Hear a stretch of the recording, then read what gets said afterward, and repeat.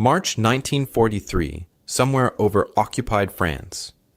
The sky stretched endless and blue at 30,000 feet, where the air was so thin and cold that ice crystals formed on cockpit glass. A German pilot named Oberleutnant Klaus Fischer sat in his Bf 109, scanning the horizon through frost-rimmed goggles. His breath came out in small white puffs inside the cramped metal cockpit. The roar of his engine was deafening, a constant thunder that made his chest vibrate. Then he saw it. A strange shape cutting through the clouds ahead, moving fast. Fischer squinted, pushed his goggles up, and stared harder. The aircraft ahead wore Royal Air Force roundels, the red and blue circles that marked British planes. But something was wrong with it. The fuselage looked different, too smooth, too plain. And where were the gun turrets? Every Allied bomber he had ever seen bristled with defensive guns, the barrels sticking out like porcupine quills. This one had nothing. Fischer flipped his radio switch and called to his wingman, Lieutenant Werner Hoffmann, flying 200 yards to his right. His voice crackled with amusement. "Werner, do you see that? It's one of those wooden toys the Tommies are flying now. The Mosquito." Hoffman's laugh came back through the radio static. "Made from furniture scraps, I heard. Probably held together with glue from a carpenter's shop." Both pilots banked their fighters toward the target, their metal wings catching the sunlight. This would be easy. An unarmed bomber, built from wood no less, against two of Germany's finest fighters, made from strong aluminum and steel. Fischer checked his weapons. 4 machine guns loaded. 2 cannons ready. Enough firepower to tear apart a dozen wooden planes. By early 1943, the war had been raging for nearly 4 years. The Luftwaffe, Germany's air force, still controlled much of the sky over Europe. Their pilots were experienced hunters who had shot down thousands of Allied aircraft. British and American bomber crews climbed into their planes each morning, knowing they might never come home. The numbers told a grim story. Between 1940 and 1942, the Royal Air Force had lost over 3,000 aircraft to German fighters. Traditional bombers like the Wellington and the Sterling were slow and heavy, lumbering through the air at just 250 miles per hour. They were easy targets. German Bf 109 fighters could cruise at 350 miles per hour or faster, swooping down on the bombers like hawks on pigeons. The kill ratio was terrible. For every German fighter that went down, 3 or 4 Allied bombers exploded in flames or spiraled earthward trailing smoke. The RAF desperately needed something new, something that could fly deep into enemy territory, take photographs, drop bombs, and come home alive. Most military experts said it was impossible. You needed armor to protect against bullets. You needed gun turrets to fight back. You needed heavy construction to carry big bomb loads. All of that meant weight, and weight meant slow. But one British company called de Havilland had proposed something that sounded crazy. Build a bomber from wood. Make it so light and so fast that it would not need armor or guns, just pure speed. Let the enemy chase it if they could. The Air Ministry in London had been skeptical. Wood? In 1943? When everyone else was building fighters and bombers from the latest aluminum alloys? It sounded desperate. It sounded weak. When German intelligence officers saw the first reconnaissance photos of British factories building military aircraft from plywood and balsa wood, they actually laughed. Radio broadcasts from Berlin mocked the wooden plane as proof that Britain was running out of proper materials. German fighter pilots were briefed that these mosquitoes would shatter like kindling when hit. A few cannon rounds would splinter the wooden frame into 1,000 pieces. Fischer pushed his throttle forward now, gaining speed. His Bf 109 accelerated smoothly, the big engine roaring louder. The distance closed, 5,000 yards, 4,000, 3,000. The Mosquito ahead seemed oblivious, flying straight and level. Fisher smiled inside his oxygen mask. This crew had no idea death was racing up behind them at 400 miles per hour. He armed his guns, fingers resting on the trigger. Werner stayed on his wing, ready to finish off the target if Fisher's first burst somehow missed. The Mosquito grew larger in Fisher's gun sight. He could see details now. The twin engines, the glass nose where the navigator sat, the wooden skin that everyone said would crumble under fire. Just a few more seconds and he would be in range. His finger tightened on the trigger. But could a wooden plane that German pilots dismissed as a desperate British joke really be as helpless as it looked? Or were Fisher and Werner about to learn a lesson that would change everything they thought they knew about air combat? The story of the Mosquito began 5 years earlier, in October 1938, in a quiet office in Hatfield, England. Geoffrey de Havilland Jr. sat across from stuffy Air Ministry officials in their pressed uniforms, trying to convince them to build something they thought was insane. He was the son of the famous aircraft designer, and he had an idea that made the military men shake their heads. Build a bomber from wood, not just some wood, almost entirely wood.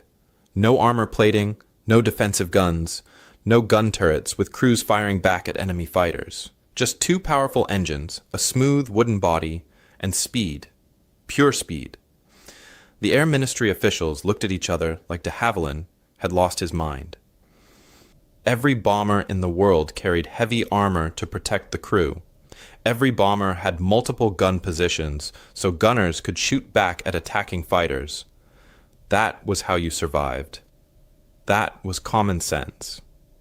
De Havilland argued back, his voice calm but firm.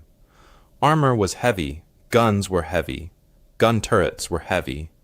All that weight made bombers slow, and slow bombers died. What if instead you made a bomber so light and so fast that enemy fighters simply could not catch it? No need for armor if the bullets never reached you. No need for guns if the enemy was always behind you, watching you disappear into the distance. The officials rejected the idea. They sent de Havilland away. But he kept coming back, kept pushing, kept explaining. Finally, as the war began in 1939 and Britain grew desperate, they agreed to let him try. The aircraft he designed was called the DH-98 Mosquito. It used a special kind of construction that aircraft builders had never tried before. The frame was made from thin sheets of Canadian birch plywood with balsa wood sandwiched in between, all glued together with strong resin from Ecuador.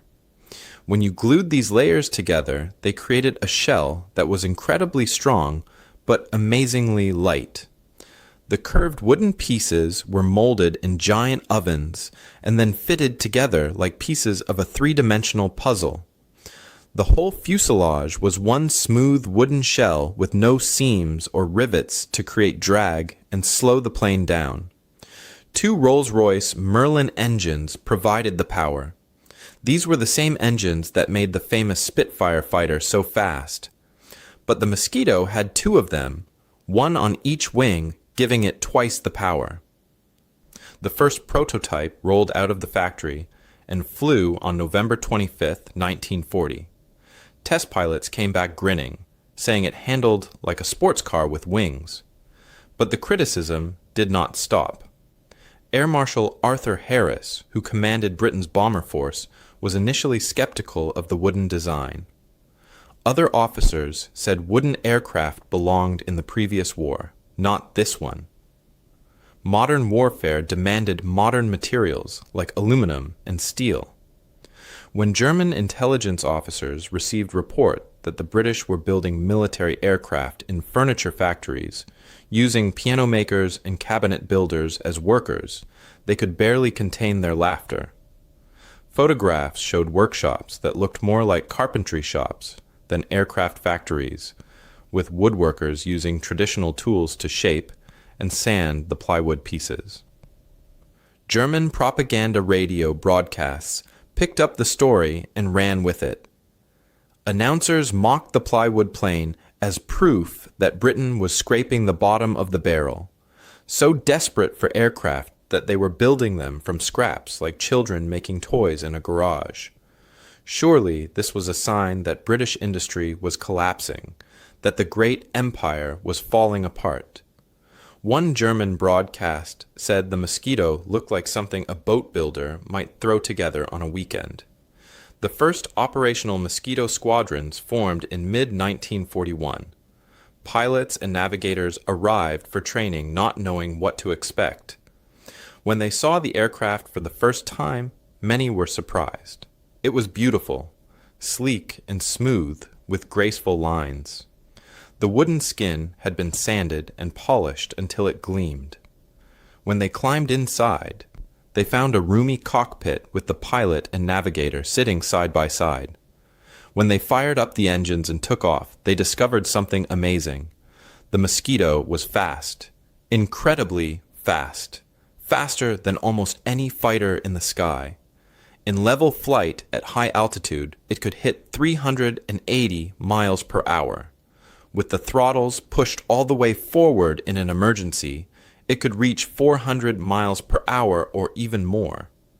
This was faster than most German fighters could fly at that height. By 1942, Mosquitoes were rolling off production lines in Britain and Canada at a rate of 60 or more per month. Furniture companies, piano manufacturers, and woodworking shops across 2 countries were churning out the wooden components. Women workers who had never touched an aircraft before learned to shape and glue the plywood sections. The wood came from forests in Canada and Britain, the balsa from South America, the resin from tropical trees. This was a truly international effort, using materials from around the world to build something the enemy thought was primitive and weak. Squadron leader Reggie Reynolds was among the first pilots to fly combat missions in the Mosquito.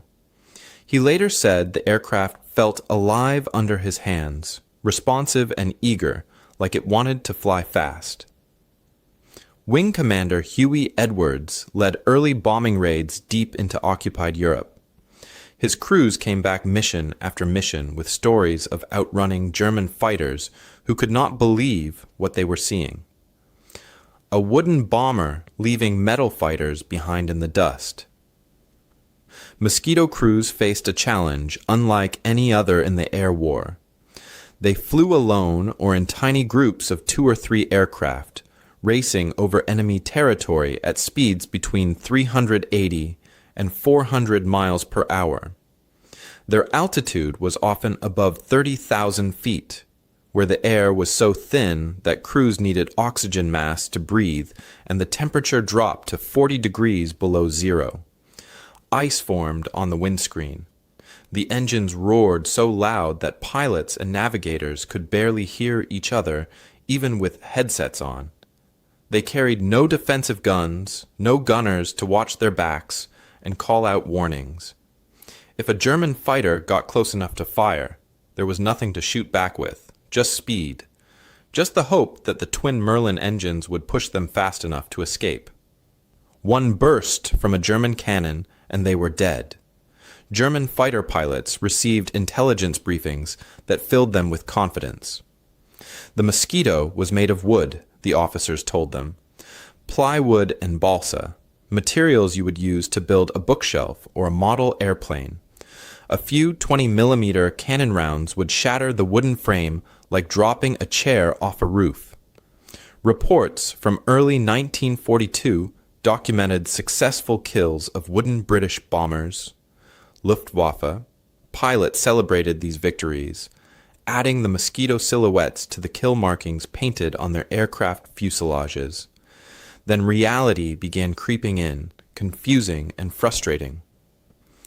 On May 31, 1942, 4 Mosquitoes attacked the German city of Cologne in broad daylight. They came in at 25,000 feet, dropped their bombs with precision, and turned for home. German air defense scrambled Bf-109 fighters to intercept. The fighter pilots climbed hard, pushing their engines, gaining altitude. They spotted the British bombers heading west and dove to attack, building speed. The diving attack gave them extra velocity. They closed the distance, coming up behind the Mosquitoes. The German pilots prepared to fire, fingers on triggers, victory seconds away. Then the Mosquitoes accelerated. The wooden aircraft pulled away, engines screaming, speed increasing to 415 miles per hour. The Bf-109s topped out at 398 miles per hour at that altitude. Despite perfect positioning, despite the element of surprise, despite doing everything right, the German fighters could not catch the wooden bombers. The Mosquitoes vanished into the western sky. All four returned to England without a scratch. This pattern repeated through the summer and fall of 1942. Mosquitoes photographed German military positions flying over anti-aircraft guns that could not track them because they were too fast. They bombed precision targets like factories and railway bridges, then raced away before fighters arrived. They appeared over German cities at night, single aircraft causing air raid sirens to wail and forcing thousands of people into shelters, then disappeared before night fighters could find them. German frustration grew into anger. New tactics emerged. Fighters tried waiting at high altitude to ambush Mosquitoes. They tried diving attacks to build maximum speed. They tried coordinated wolf pack formations with multiple fighters attacking from different angles. Still, the wooden planes slipped away, again and again. The Luftwaffe remained convinced of one thing. If they could just get close enough to fire, if their bullets and cannon shells could just reach the wooden fuselage, the Mosquito would fall apart. Wood could not possibly withstand 20mm explosive shells. One good hit, and the RAF would lose their precious wooden wonder. The German pilots just needed one chance, one moment when the Mosquito pilot made a mistake, or the engines failed, or luck ran out. Then they would prove that wood had no place in modern aerial combat. March 1943, Northern France. Flight Lieutenant James Marks sat in the left seat of his Mosquito, hands steady on the control wheel, eyes scanning the instruments. Beside him, Sergeant Philip Hayes hunched over his navigation table, marking their position on the map with a pencil. They had just finished their bombing run on a railway junction, dropping their payload with precision from 28,000 feet. Black smoke rose from the tracks below. Mission accomplished. Time to go home. Then Hayes glanced up through the clear canopy and his blood went cold. Two shapes were diving toward them from above, growing larger every second. Bf-109s. German fighters with black crosses on their wings. Hayes tapped Marks on the shoulder and pointed. Marks saw them immediately in his mirror. The enemy pilots had executed a perfect diving attack, trading altitude for speed, building velocity as they plunged downward. They were closing fast, much faster than usual. Marks felt his heart hammer in his chest. Hayes did quick mental math, calculating angles and speeds. His voice came through the intercom, tight with tension. They'll be in range in 30 seconds. The lead German fighter kept diving, his airspeed building past 400 miles per hour, then 410, then 420. For the first time in months of chasing Mosquitoes, a Luftwaffe pilot was actually gaining ground. The wooden bomber ahead grew larger in his gun sight. 400 yards, 350, 300. The German's finger moved to the trigger. His wingman stayed close beside him, ready to finish the job if needed. At 300 yards, the lead pilot opened fire. His 20mm cannons barked, spitting high explosive shells. His 13mm machine guns chattered, sending armor-piercing bullets streaking through the thin air. The streams of fire reached out toward the Mosquito like deadly fingers. Mark saw tracer rounds flash past his canopy. Then he felt impacts. Thump, thump, thump. Shells and bullets hitting his aircraft. The German pilot saw his round strike the wooden fuselage and the left wing.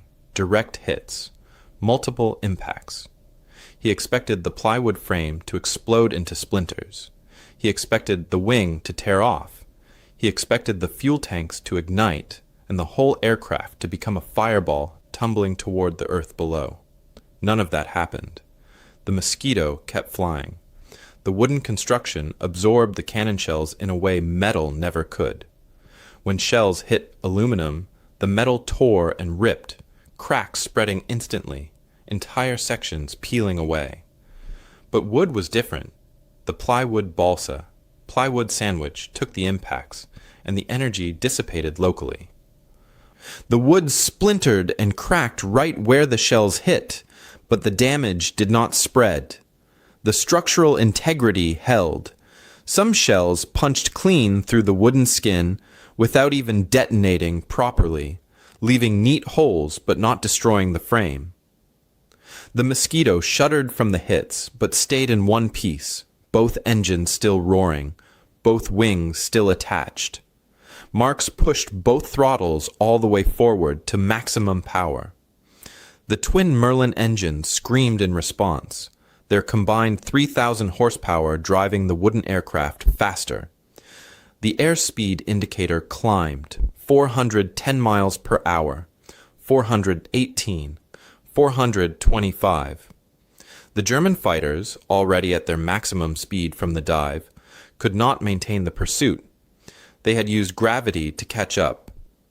But now gravity was gone, and their engines could not match the Mosquito's power at this altitude. Within seconds, the gap began opening again. Marks glanced in his mirror and watched the two black shapes fall behind. 30 seconds later, they were tiny dots. 1 minute later, they were gone. Marks and Hayes had taken battle damage. Holes punched through their fuselage. Splinters of wood scattered across the cockpit floor. But they were alive and flying, heading home at over 400 miles per hour. The wooden toy had survived its test, but not all Mosquitoes flew without teeth. By mid-1943, the fighter-bomber variant had entered service, and German pilots were about to discover a new nightmare.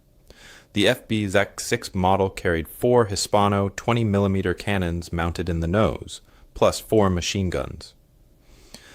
When Luftwaffe pilots expecting a defenseless bomber encountered these versions, the hunters became the hunted. In June 1943, over the Dutch coast, Luftwaffe Oberleutnant Ernst Hartmann sat in his FW-190, confident and experienced with 15 kills to his name.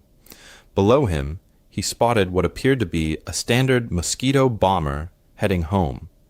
He dove to attack, building speed, positioning for a classic stern chase. The wooden aircraft seemed oblivious to his approach. Hartmann closed to 600 yards, 500, 400. He prepared to fire. Then the Mosquito banked hard, not away, toward him. The nose came around, and Hartmann suddenly found himself staring at 4 massive cannon barrels. Wing Commander Bob Braham, flying the Mosquito FB-6, had been waiting for exactly this moment. At 350 yards, he pressed the firing button. All 4 20mm cannons erupted simultaneously, spitting high explosive shells at 600 rounds per minute. The combined firepower was devastating. Tracers reached out like orange fingers of death. Hartmann had no time to evade. Cannon shells ripped into his FW-190s and engine cowling. One exploded in the cockpit. Another tore through the wing root. The fighter shuddered violently, pieces flying off in every direction. Hartmann felt the controls go dead in his hands. Smoke filled the cockpit. He yanked the canopy release and bailed out, his parachute deploying just as his fighter exploded below him. from furniture factory joke to his deadliest opponent in 3 seconds flat. When Marks and Hayes landed back at their base in England, ground crews rushed to examine the damage. They found cannon shell holes punched through the wooden fuselage. Machine gun bullet holes dotted the left wing. Splinters and cracks spider-webbed out from the impact points. But the wooden frame had held together. The structural strength remained. One crew chief ran his hand over a hole and shook his head in amazement. A metal aircraft with this much damage would have pieces missing, whole sections torn away. The wooden Mosquito looked wounded but not broken. Marks climbed out of the cockpit, his legs shaky from adrenaline. He told the intelligence officer what happened, how the Germans caught them, how they opened fire at close range, how the shells hit but the aircraft kept flying. The report went up the chain of command and eventually reached Luftwaffe intelligence through spy networks and intercepted radio transmissions. By summer 1943, German combat reports forced their air force to completely change their assessment of the Mosquito. Intelligence officers gathered stacks of pilot testimonies. Fighter after fighter described the same frustrating experience. They caught the wooden aircraft. They fired. They saw hits. Then the Mosquito simply flew away, damaged but not destroyed, still faster than anything Germany could put in the air. A formal intelligence document from July 1943 stated in plain language that the British Mosquito could no longer be considered a vulnerable wooden aircraft. Combat experience proved it had exceptional toughness and a speed advantage over all current German fighters above 25,000 feet. The document recommended that German pilots only engage Mosquitoes if they had a major altitude advantage and could build significant extra speed in a dive. Otherwise, forget it. Let them go. Do not waste fuel and ammunition chasing something you cannot catch. German pilots across the Luftwaffe read these new reports with growing concern. Fighter after fighter had experienced the same shock. They hit the wooden aircraft with cannon fire, watched their shells strike home, then watched in disbelief as the Mosquito simply kept flying and pulled away. The aircraft they had been told would shatter like kindling was proving tougher and faster than anything in their arsenal. Despite their advantages, Mosquito crews still faced real danger. The wooden construction that resisted battle damage so well had one terrible weakness. It burned. Wood plus aviation fuel plus incendiary rounds equaled fire. Fast, hot, unstoppable fire. Of the 7,781 Mosquitoes built during the war, 254 were shot down by enemy action. Crew survival rates from burning aircraft were very low. Once fire started in the wooden structure, crews had seconds to bail out before flames engulfed the cockpit. Flight Lieutenant Tommy Broom was shot down over Hamburg in August 1943 when German night fighters hit his fuel tanks with incendiary rounds. He later described his Mosquito becoming a torch within seconds. The wood caught fire so fast he barely had time to open the canopy. He and his navigator jumped out at 15,000 feet, parachutes barely deploying before the burning wreck spun into the ground below. They survived, but spent the rest of the war in prison camps. German casualties from Mosquitoes mounted steadily. The fighter-bomber versions of the Mosquito carried 4 20mm cannons in the nose, plus 4 machine guns. When Luftwaffe pilots expecting a defenseless bomber encountered these armed versions, the results were catastrophic. Between 1943 and 1945, Mosquito fighter bombers destroyed over 600 German aircraft. Mosquito night fighters shot down another 600 German bombers over England, hunting them in the darkness with radar and cannon fire. German bomber crews experienced terror in the night skies. Mosquito night fighters equipped with radar hunted them in complete darkness, appearing without warning, and firing devastating bursts of cannon fire. Crews had been briefed that Mosquitoes were unarmed bombers. Nobody warned them about the fighter versions carrying enough firepower to destroy a metal bomber with a single burst. Despite the violence, moments of unexpected respect occurred between enemies. A damaged Mosquito made an emergency landing in Denmark after being hit by anti-aircraft fire. The Luftwaffe pilot who had been chasing it, Lieutenant Hans Berger, landed nearby and met the British crew after they were captured. According to witnesses, Berger told the prisoners that he had respected their aircraft before that day. But after chasing them for 20 minutes and barely catching them even with every advantage, he now respected the engineers and builders even more. It took a special kind of genius to build something that good from wood and glue. RAF Bomber Command expanded Mosquito operations dramatically through late 1943 and into 1944.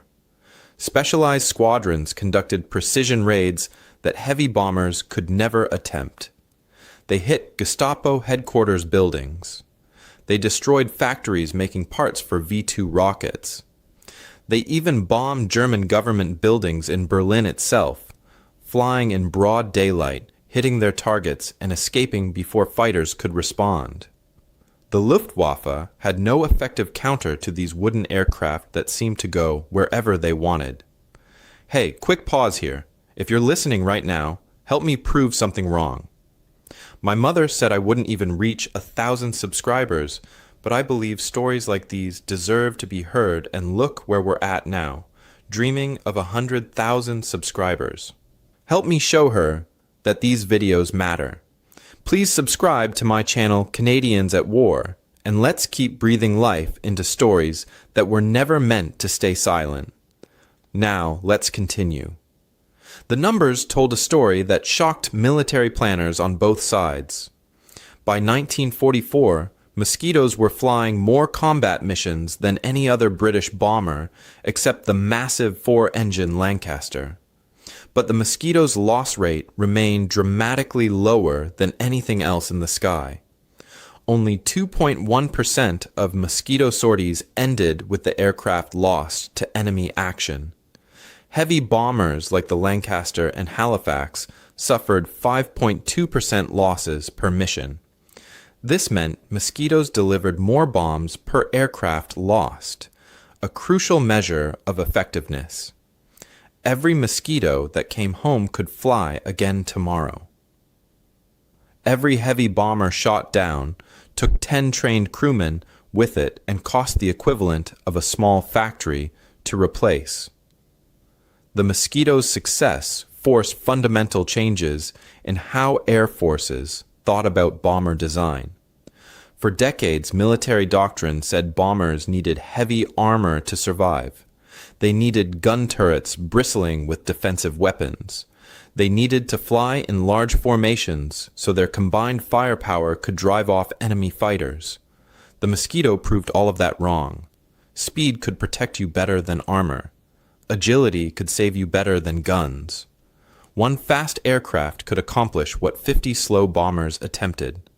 This was revolutionary thinking. Air forces around the world took notice and began redesigning their own aircraft based on these lessons. Speed over armor became a viable strategy. Precision over saturation bombing became possible, and the idea that one basic airframe could serve multiple roles, being a bomber one day and a fighter the next, changed how military planners thought about building air forces. Germany was forced to divert precious resources to counter the Mosquito threat.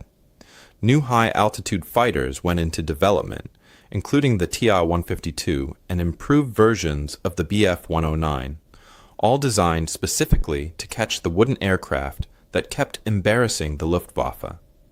Radar-equipped night fighters that had been hunting British heavy bombers were reassigned to Mosquito interception duty. This meant fewer night fighters protecting German cities from the main bombing campaign. German documents from December 1943 show that Adolf Hitler himself personally demanded solutions to what he called the Mosquito problem. These wooden aircraft were photographing secret V-weapon launch sites. They were interfering with German propaganda by bombing Berlin during Hitler's radio speeches, forcing him off the air while sirens wailed. They were humiliating the Luftwaffe in front of the German people, proving that British aircraft could go anywhere at any time without being stopped. The statistics demonstrated the Mosquito's impact clearly. These wooden aircraft dropped 26,867 tons of bombs during the war, while losing only 254 aircraft to enemy action.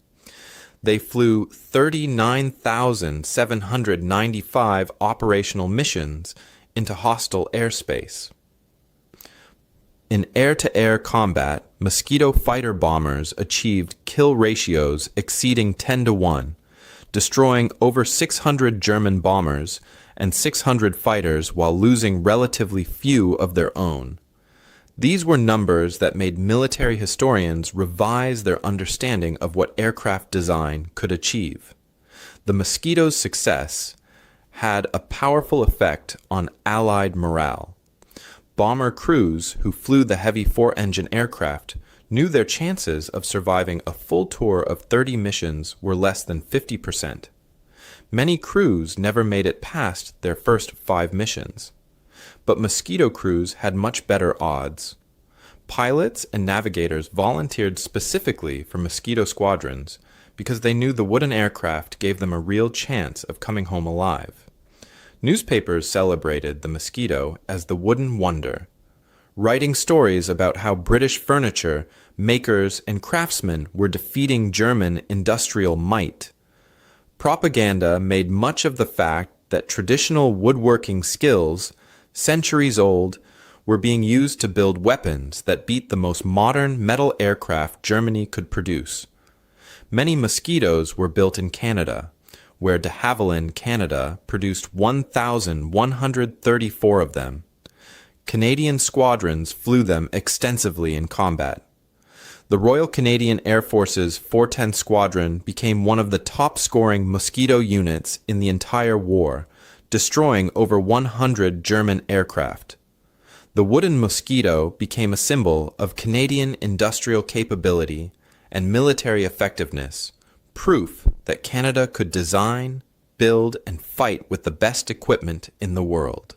Geoffrey de Havilland Jr., the designer's son who flew the first Mosquito prototype and championed the wooden aircraft when everyone else doubted it, never lived to see the full measure of his creation's success.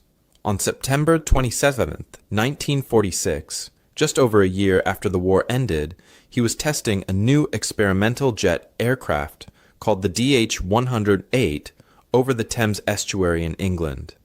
The sleek jet was pushing the boundaries of speed, exploring what aircraft could do in the new age of jet propulsion. At high altitude, traveling faster than any propeller plane could go, the aircraft suddenly broke apart.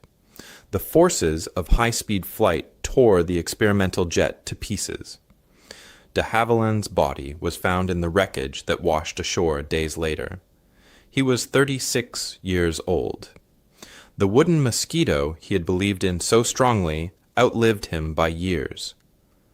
Serving in air forces around the world well into the 1950s, long after jets had replaced propeller aircraft in frontline service. Wing Commander Bob Braham, the pilot who had shot down Ernst Hartmann over the Dutch coast, became the most successful Mosquito pilot of the war, flying the night fighter version and hunting German bombers in the darkness over England and occupied Europe. He shot down 29 enemy aircraft, most of them while flying Mosquitoes equipped with radar and 4 cannons. Brahm earned more medals and decorations than almost any other RAF pilot, his chest covered with ribbons for bravery and skill. He later said, "The Mosquito gave him confidence that other aircraft could not provide. He knew that if a situation became dangerous, if things went wrong, he could simply push the throttles forward and run. The speed gave him the freedom to take risks he could never attempt in slower aircraft." That ability to escape saved his life multiple times. But his luck ran out on June 25, 1944. While flying a mission over Denmark, anti-aircraft fire damaged his Mosquito badly enough that he could not maintain altitude. He crash-landed in a field and spent the rest of the war as a prisoner in German camps, finally freed when Allied forces arrived in 1945. Oberleutnant Franz Stigler, the German pilot who encountered mosquitoes multiple times and survived the war with 28 confirmed victories, spent decades after 1945 reflecting on his experiences. In a 1985 interview, 40 years after the war ended, he spoke honestly about the Mosquito. He admitted that German pilots had been arrogant about the wooden aircraft at first. Wood seemed so primitive, so backward, especially compared to the modern metal fighters Germany was producing.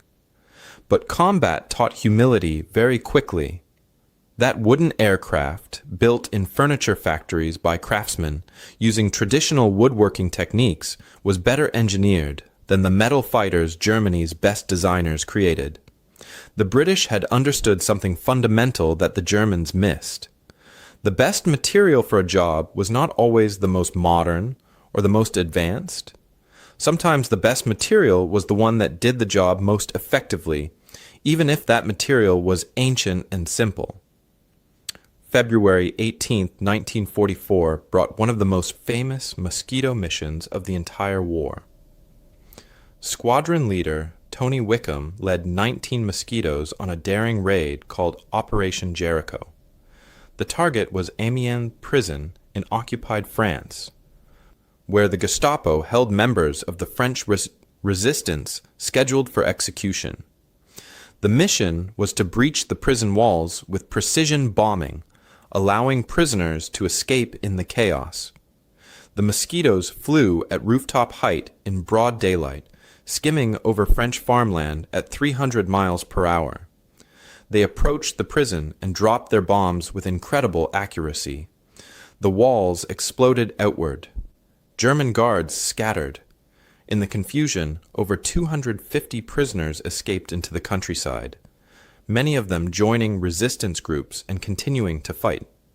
Wickham's aircraft was hit by debris from the explosions and crashed. He survived, but spent the rest of the war in a German prison camp. After his release in 1945, he said the Mosquito could do what no other bomber in the world could manage. It could hit a single building without destroying the whole town around it. That precision made missions like Amiens possible. Sergeant Major Wilhelm Herget flew as a crew member in a German Ju-88 night bomber during a mission over northern Germany in March 1945. The war was nearly over, but Germany still sent bombers out at night, hoping to slow the Allied advance. Herget's bomber was flying through darkness when a Mosquito night fighter found them using radar. Flight Sergeant Peter Evans, the radar operator in the Mosquito, guided his pilot, Flight Lieutenant James Harrison, to within 200 yards of the German bomber. Herget never saw the wooden aircraft, never heard it approach. The night was just suddenly full of cannon fire, bright orange flashes in the darkness, explosive shells tearing through his aircraft's wing. The wing separated from the fuselage, and the bomber started spinning toward the ground. Herget managed to bail out, his parachute deploying just in time. He was one of only 2 crew members who survived. When he was told later that a wooden British plane had shot him down, he thought someone was joking. Wood? Impossible. But it was true. 33 years later, in 1978, Herget attended a veterans gathering where former enemies met to remember the war. He met Peter Evans, the radar operator from the Mosquito that destroyed his bomber. The 2 men shook hands and talked about that night. Herget described the experience of never seeing death coming, just sudden fire and his aircraft falling apart around him. Flight Lieutenant Jane Broad was part of the Air Transport Auxiliary, a group of civilian pilots who delivered aircraft from factories to military squadrons during the war. Women were not allowed to fly combat missions, but they could ferry aircraft, and Broad delivered over 200 Mosquitoes during her service. She remembered that male pilots were sometimes surprised when she climbed out of the cockpit after landing. They expected a man, but the Mosquito did not care about gender. It responded to skill and training, not to whether the pilot was male or female. Broad said the aircraft was beautiful to fly, responsive to the controls, and forgiving of small mistakes. She loved every flight and considered the Mosquito the finest aircraft she ever flew. After the war ended in 1945, Air Chief Marshal Sir Arthur Harris sat down to write his assessment of the aircraft that had won the air campaign over Europe. Harris was the man who had commanded Britain's entire bomber force, the man who had initially dismissed the Mosquito as a foolish idea. Now, with years of combat data in front of him, he wrote words that completely reversed his early skepticism. He called the Mosquito the greatest multi-role combat aircraft of the entire war. It could perform every role asked of it, whether fighter, bomber, or reconnaissance plane, and it performed each role better than aircraft specifically designed for single purposes. The wooden aircraft had proven that smart design and innovative thinking could beat conventional wisdom every single time. Memorials and museums preserve the Mosquito's legacy today. The de Havilland Aircraft Museum in Hertfordshire, England, maintains multiple Mosquitoes, including the original prototype that first flew in 1940. Visitors can walk around these wooden aircraft and see up close how furniture construction techniques created a weapon that dominated the skies. A monument stands at RAF Marham, honoring the squadrons that flew Mosquitoes on dangerous missions over occupied Europe. The memorial lists the names of crews who never came home, carved in stone so their sacrifice will not be forgotten. In Amiens, France, the prison that Mosquitoes attacked in 1944 preserves a memorial to Operation Jericho and the wooden aircraft that gave French resistance fighters a chance to escape and survive. The Canadian Warplane Heritage Museum maintains one of only 3 flying Mosquitoes left in the entire world. When this wooden warrior takes to the air at air shows, thousands of people gather to watch and listen to the distinctive sound of twin Merlin engines that once terrified German pilots across Europe. The Mosquito influenced how aircraft were designed for decades after the war ended. Military planners learned crucial lessons that shaped the jet age. The use of non-traditional materials in aircraft construction traces back to the wooden wonder. Modern military aircraft use carbon fiber, fiberglass, and other composite materials instead of metal for many components. These materials are chosen for their engineering properties, not because they seem modern or advanced. The Mosquito taught designers to choose materials that work best, even if those materials seem unusual or old-fashioned. In Britain and Canada, the Mosquito represents wartime creativity and determination. It symbolizes how ordinary people, like furniture makers, piano builders, and woodworkers, contributed to victory by using skills passed down through generations. When materials were scarce and factories were being bombed, British and Canadian workers built weapons from wood that defeated an industrial superpower. National pride in the Mosquito remains strong even 80 years later. In Germany, military historians and former Luftwaffe pilots speak of the Mosquito with respect and even admiration. General Adolf Galland, who commanded all German fighter forces during the war, wrote after 1945 that the Mosquito was the most successful twin-engine combat aircraft anyone built. Germany had nothing that could match it. The fact that it was made of wood, Something German propaganda had mocked endlessly demonstrated British genius. The British had turned a perceived weakness into overwhelming strength. As of 2024, only 3 Mosquitoes remain airworthy out of nearly 8,000 built. These rare wooden survivors appear at air shows where tens of thousands of people gather to see them fly. The sound of their Merlin engines echoing across airfields brings together veterans from both sides of the war. Former enemies, now old men, shake hands and share memories of the aircraft that changed aerial warfare forever. They speak with respect about the wooden plane that some had mocked and others had feared. The Mosquito's story teaches that assumptions in war can be deadly. The Luftwaffe assumed wood meant weakness. They assumed unarmed meant vulnerable. They assumed British desperation meant inferior design. Every single assumption proved catastrophically wrong. The wooden aircraft they laughed at became the aircraft they could not catch, could not destroy, and could not match. In warfare, success belongs not to those with the most modern materials or the biggest factories. Success belongs to those who think differently, who challenge what everyone believes, who turn limitations into advantages.